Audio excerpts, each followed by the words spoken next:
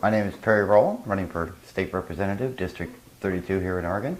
Don't have any government experience actually, and I think that's probably a good thing. A lot of people with government experience tend to take advantage of that. I've had an opportunity over the last decade and a half as a gas attendant and a cab driver to talk to people one-on-one at the grassroots level, how the people are really feeling. And I find that they have a lot of very strong opinions, and I don't hear this coming out in the press.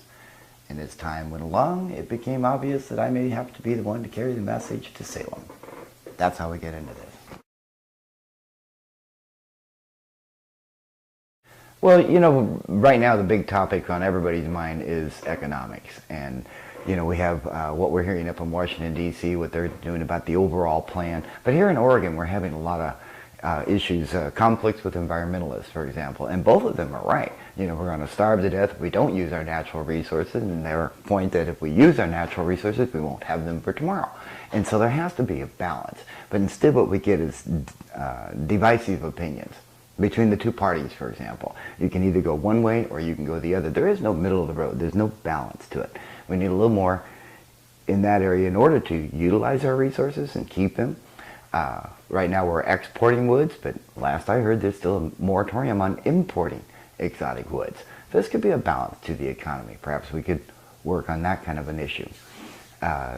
Grassroots, the people would like to have the freedom to be able to operate new businesses, new ideas, without having to go through quite so many hurdles and hoops. And a little deregulation at the cottage industry level would do a lot for the economy. That's where the jobs are created. People start something, they get going, they need help, it grows, and the next thing you know, you have another big corporation.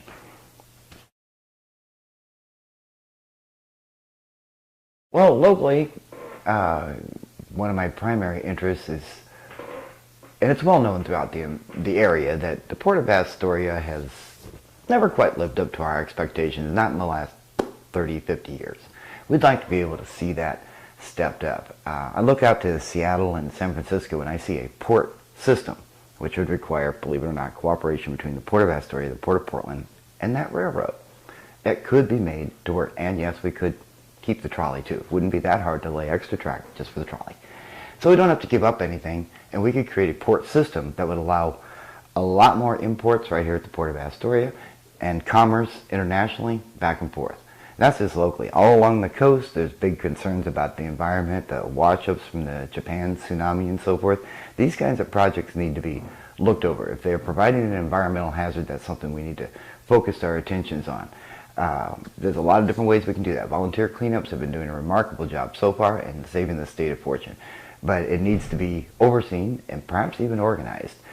There's many things that are going to happen, not just the Japan tsunami, it's going to be a continuation. All along the coast you hear people talking about, there's nobody watching what washes up. If it wasn't for them with binoculars, there'd be nothing.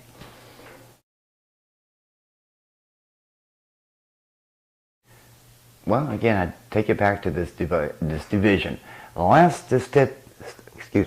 statistic that I read, the legislature, the House of Representatives in Oregon, was divided evenly. 30 Republicans, 30 Democrats. It seems obvious to me, no wonder we can't get anything done. They can't agree on anything, there's no movement forward. You need a third voice. You need somebody who is saying, well, what about, maybe we go this way? And perhaps that would be a compromise, perhaps it would just be the right way to go without arguing quite so much, and we could step forward, piece at a time. One of those, Oregon healthcare. At one time, the Oregon Health Plan was OHP was one of the greatest in the nation. I felt it would be a sterling example for the whole country to follow. And then nobody contacted me. Unbeknownst to me, it was suddenly a problem, and they started cutting it down. The next thing you know, people are kicked out on the street, and we've made it, it's like 20 years later, we have Obamacare trying to restore what Oregon had once. We could get that back. Nobody talks about the day when there was free clinics in every great city in this nation. Do we not remember those days? What happened to them? People out on the streets are afraid to go and report to any kind of a medical clinic. Where are we going to get the information to track down anything that's happening out there before it becomes a major problem? We have bird flu virus. They're warning us all the time about dangers. And yet there isn't a place where the people who might have symptoms would go because they can't afford it. They're afraid of what might happen, repercussions. The free clinic system back in the day, alleviated those concerns. We could do that again. Freedom is one of the things this country was founded on, and it's a word that we chant a lot, freedom, liberty, so much so that many times the meaning of it has been lost. But the definition, I believe, is freedom for the individual, and that requires a lot of tolerance, and it requires a lot of acceptance and understanding and considerations, and there's a whole bunch of things that go with that. But libertarians believe in that, and it's an idealistic idea. People are, oh, you can't have that, individuals just doing whatever they want, and that's true. And so the conflict between an ordered society and individuals being able to do whatever they want and enjoy life the way that they would like to, we're guaranteed the right to pursue liberty. I'd like to catch some of it. And I think we could. That kind of freedom, in the pursuit of happiness, it's going to be an individual thing. And this little flaw of not allowing for that has made us be zero tolerance is a phrase you hear. Zero tolerance? I don't remember that being a particularly good idea. There's a point where maybe that would be necessary, but that should be the last line. Up until there, we should have little exceptions in all of our rules, regulations, laws, and the way we do business on it that, well, it's okay for this guy because we don't have that standard, we don't have that system. It would just be a beginning to even look into it.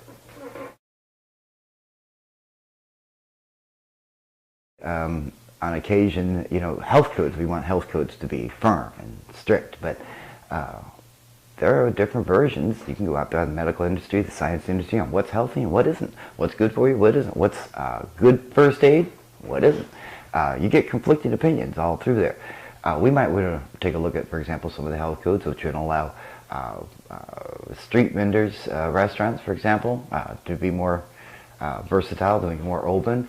Maybe they have to be watched a little closer, but that's one of the places that you don't see so much of them. Licensing, zoning, that's a big one. Zoning is really a big, everybody wants a piece of the rock, a piece of the property, and everybody wants to have a say-so over what's going to be done here. The people in the neighborhood, the communities, the other businesses, what it's going to look like, what color paint you have to have, how high the fence is. There's a whole bunch of nitpicky little regulations that we might be able to flex a little bit to allow someone who came, well, pretty close, to actually get going, get started, and maybe if we still feel that we need to bring him up to snuff on that particular regulation, then we can go back and say, well, okay, you're doing good now.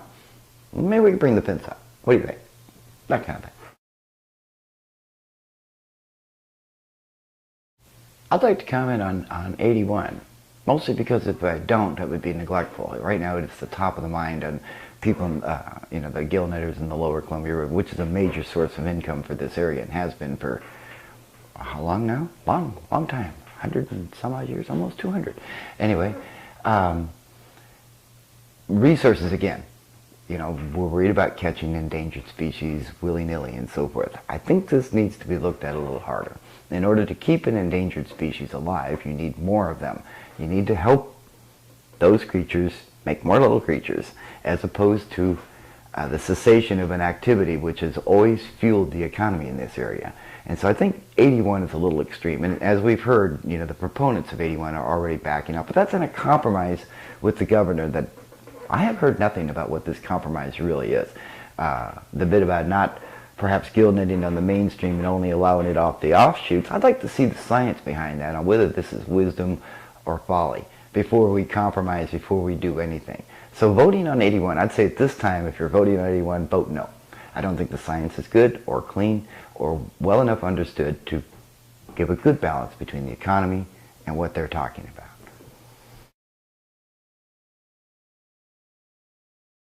There is something I would like to say, and anybody who's watching this, you can check the history and see if I'm right or wrong, but my understanding is that in 1824, the United States Congress banned what was known then as the Democratic Republican Party.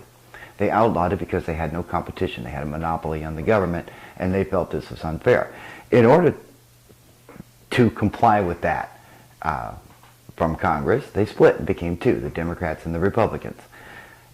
I don't think I need to tell you how this really works out. In fact of the matter is, since 1824, we still haven't had any third voice in government. We've only had really one. It's not two parties after all. It started as one, it split into two just to be nice, but their goals and agenda are the same. And a good reason for voting for a third party candidate this election, let's get that third voice in there.